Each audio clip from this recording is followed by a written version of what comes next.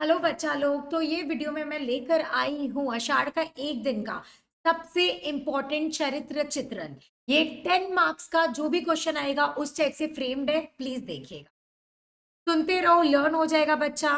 देखो, आषाढ़ का एक दिन आप लोग को शुरू ऐसे ही करना है, ठीक है? Just 1 second.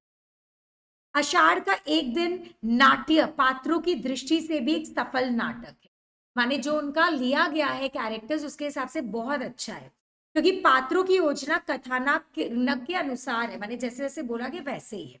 मोहन राकेश जिन्होंने लिखा कि इस नाटक में दो प्रमुख पात्र, अपने सबको पता है, रिविजन भी हो जाएगा चैप्टर, सुनना, कालिदास और मल्लिका, जिनमें मल्लिका का चरित्र नाटक के संदेश को अपने में समेटे हुए, माने जिसमें दिखेगा कालिदास मेन है बट उससे भी मेन मल्लिका है, जिनमें मल्लिका का चरित्र नाटक को जो मॉरल ऑफ द स्टोरी है उसमें लपेट। नाटक का चरित्र नाटक का प्राण है, माने यही चरित्र कौन सा जो अपनी मल्लिका का है वो प्राण है इस पूरे स्टोरी, जिसमें कालिदास व अन्य पात्रों को सहयोग के नाटककार के उद्देश्य को पूर्ण करने में महत्वपूर्ण भूमिका निभाई है। देखने में लगेगा कालिदास मेन है बट उससे भी मेन कौन है?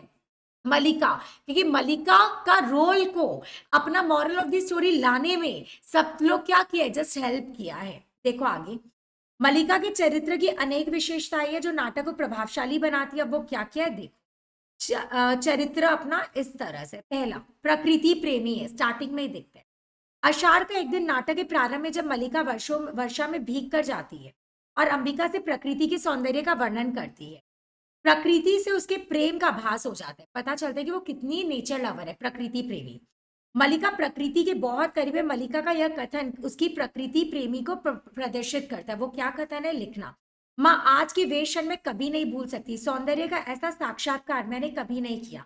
इससे मैं आप लोग को एक वाक्य शुद्धि भी बता देती हूँ।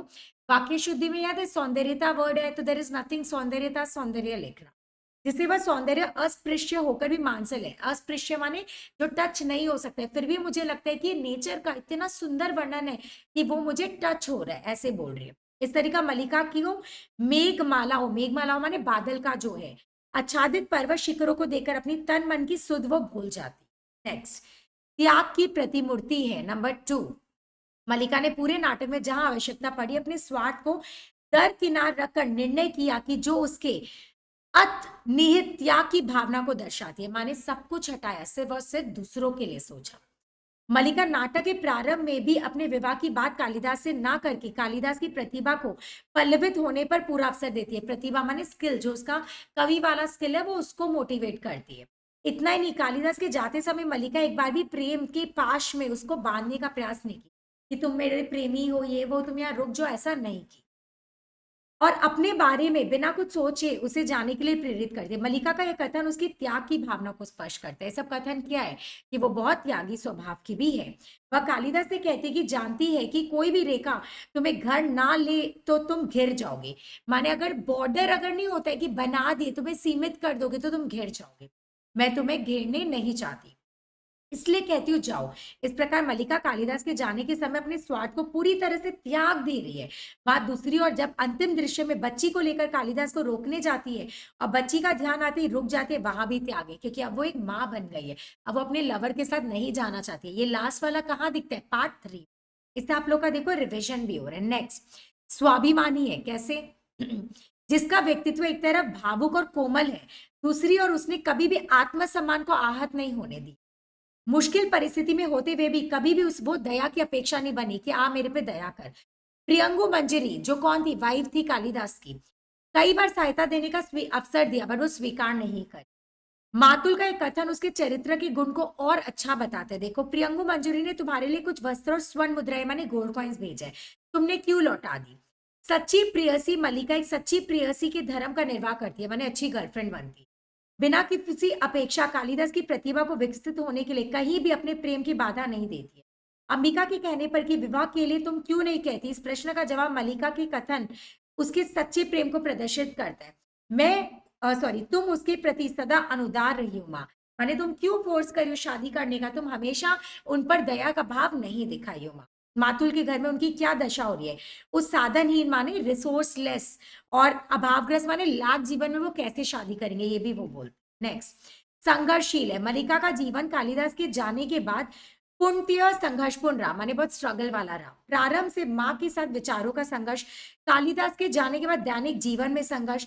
मल्लिका ने पूरे नाटक में जीवन में सिर्फ संघर्ष ही लिखा है, कभी भी अपनी इस अवस्था का जिम्मेदार किसी को नहीं ठहराया। अंतत यह एक वीरांगना का जीवन व्यतीत करती है। एक नहीं होता ऐसा कि वो हमेशा अकेली रही है, पर विवश है, परंतु वह कभी भी परिस्थिति में क्या हुई, मैंने कभी भी हार नहीं मानी। नेक्स्ट, उसका भोला स्वभाव था, भोली थी, सरल थी और भावुक हृदय, इमोशंस। मल्लिका बहुत भोली और सरल हृदय स्त्री है, वह लोगों के छल कपट से दूर है, किसी को नुकसान पहुंचाकर अपना लाभ नहीं उठाना चाहती है। वह चाहती तो कालिदास को उज्जैनी भेजते समय स्वयं जाने की जिद करती है, बोलती विवाह करके जाओ। वह प्रियंगु मंजूरी से भी ईर्ष्या नहीं करती, अपितु इस बात की चिंता है कि सब ठीक प्रकार सम्मान हो रहा है कि नहीं, माने होता है ना कि कालिदास का सम्मान नहीं हो रहा है, वो चीज से वह कहती है मैं समझ नहीं पा रही कि किस रूप में आपका आतिथ्य करूं, कि आओ सम्मान करूं। किसका यहाँ पे सम्मान का बात कर रहे हैं, प्रियंगु मंजरी जब वो उसके घर आई, आप आसन ले लो तो मैं आपके लिए, वह आपके लिए कुछ नहीं चाहती, मैंने अपने लिए कुछ नहीं चाहती। वह भावनाओं में जीती है, इमोशंस में। वह प्रियंगु मंजरी किसी राज्याधिकारी से उसका विवाह करवाने का प्रस्ताव रखती है, मैंने राज्य का नौकर से बोलती आओ तुम्हारी शादी कराती हूँ, तो इसके लिए बोली प्रियंगु मंजरी अपनी मल्लिका के लिए, तो वो अस्वीकार करती है। प्रियंगु के कहने पर कि तुम्हारे मन में कल्पना नहीं है कि तुम्हारा घर परिवार हो, माँ अंबिका कहती है इसके मन में कल्पना नहीं है क्योंकि भावना के स्तर पर जीती है, माने इमोशंस, इसके लिए जीवन है में।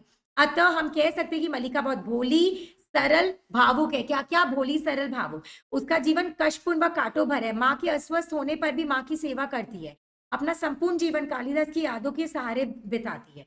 अंत में अपने व माँ के भरण पोषण के लिए उसे स्वयं ही जीवन यज्ञ में समर्पित करना पड़ता है। देख लो, जीवन रूपी यज्ञ में खुद को समर्पित कर देते हैं। इस प्रकार ये बहुत सशक्त और प्रभावशाली पात्र है। देखो ये 10 मार्क्स में ऐसे आप लोग को लिख कर आना है। कुछ भी दिक्कत है प्लीज बोलना। थैंक यू सो मच बच्चा।